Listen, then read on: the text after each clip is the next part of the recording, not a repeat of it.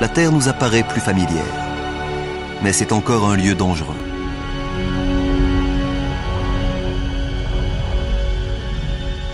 La force des vents dépasse sans doute celle de nos ouragans les plus destructeurs.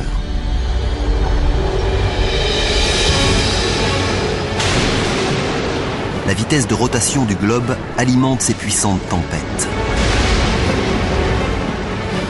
La Lune est si proche que sa force de gravitation est écrasante. Elle engendre de gigantesques marées qui déferlent à la surface de la Terre.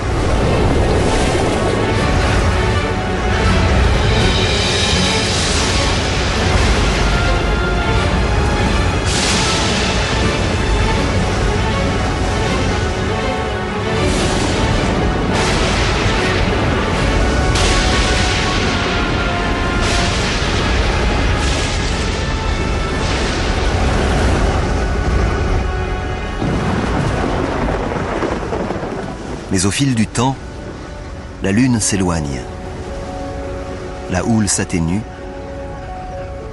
et la rotation de notre planète ralentit.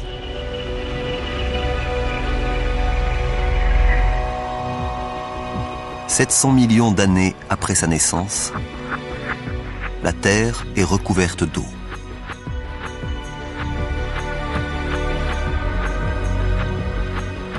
Mais on distingue des formes étranges à la surface.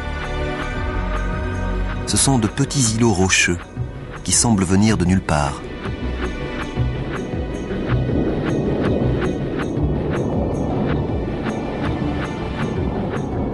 Mais bientôt, de la roche en fusion surgit de la croûte terrestre et jaillit de l'océan. Avec le temps, la lave refroidit et forme une île volcanique. Par la suite, elles se rejoindront pour former les premiers continents.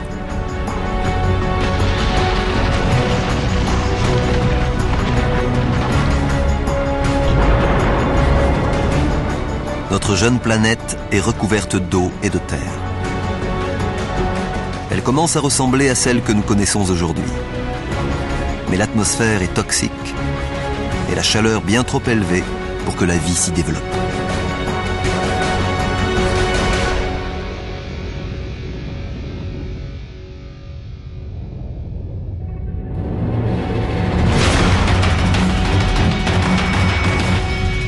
Les météorites. Elles bombardent la planète depuis sa formation. Mais il y a 3,8 milliards d'années, nous sommes entrés dans une nouvelle phase de pilonnage intensif.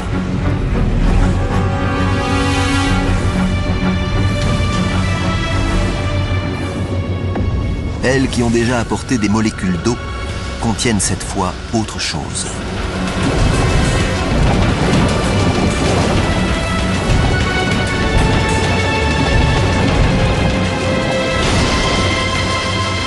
En se décomposant, elles libèrent du carbone et des protéines primitives.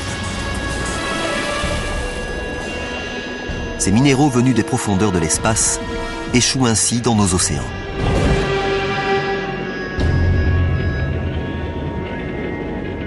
Au-delà de 300 mètres de profondeur, il fait sombre, car les rayons du soleil sont filtrés par la densité de l'eau. Et la température est glaciale.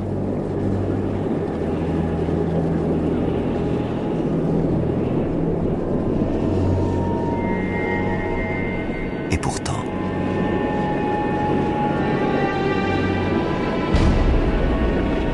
cette cité de cheminées sous-marines n'est pas un mirage. Un liquide bouillant s'échappe des conduits.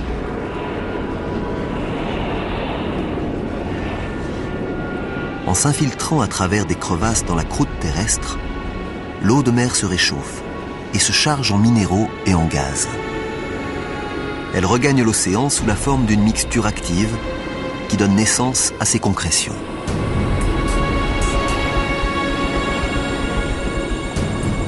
Si l'on ajoute tous les minéraux et les éléments issus des météorites, l'océan ressemble désormais à une soupe chimique. Il est impossible de déterminer quand et comment cela s'est produit, mais ces différents composants se sont assemblés pour créer la vie. L'eau est maintenant saturée d'organismes microscopiques. Ces bactéries monocellulaires sont les plus anciennes formes de vie sur Terre.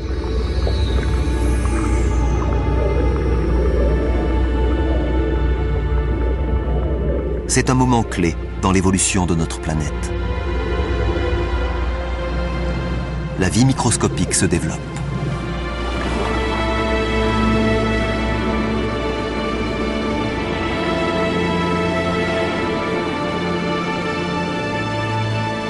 Mais 300 millions d'années s'écoulent sans que rien ne change. Le processus évolutif s'est bloqué. Seules persistent les bactéries monocellulaires.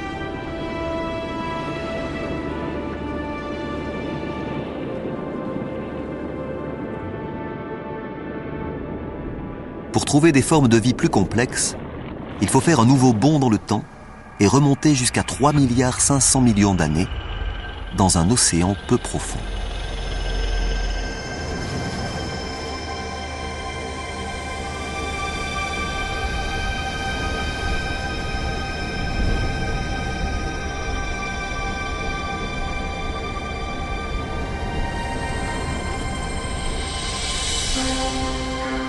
Ces formations ressemblent à des rochers, ou peut-être même à des plantes aquatiques. Elles semblent émerger du sol marin.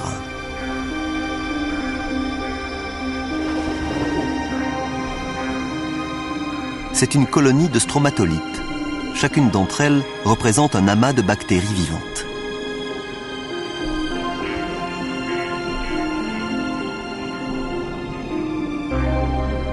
Comme par magie, ces bactéries transforment la lumière solaire en nourriture.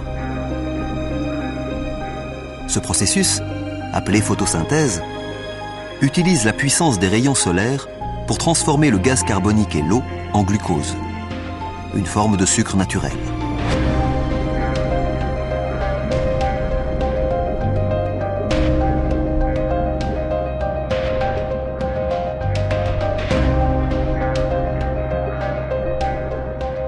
Et cette métamorphose libère un produit dérivé, un gaz, l'oxygène.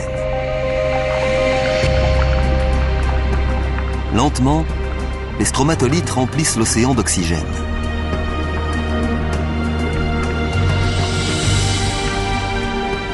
Au fil du temps, au contact de ce gaz invisible, les traces de fer présentes dans l'eau se mettent à rouiller.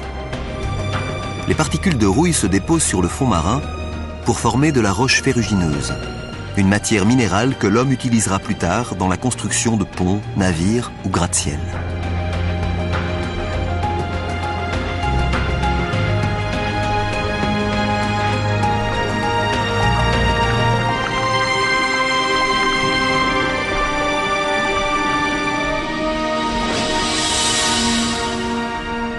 À la surface, l'oxygène transforme l'atmosphère. Ces stromatolites sont en train de fabriquer l'élément essentiel au développement de la vie. Sans elles, aucune chose vivante ne serait apparue. Si nous respirons aujourd'hui, c'est grâce à ces anciennes colonies de bactéries.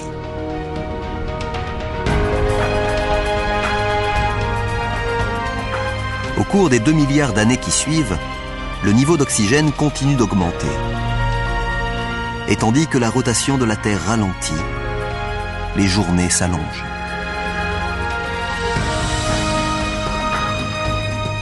À présent, elles durent environ 16 heures. Nous commençons à comprendre que la formation d'une planète est un long, très long processus. Il y a 1,5 milliard d'années, soit environ 3 milliards d'années après la naissance de la Terre, aucune forme de vie complexe, aucune plante n'est encore apparue.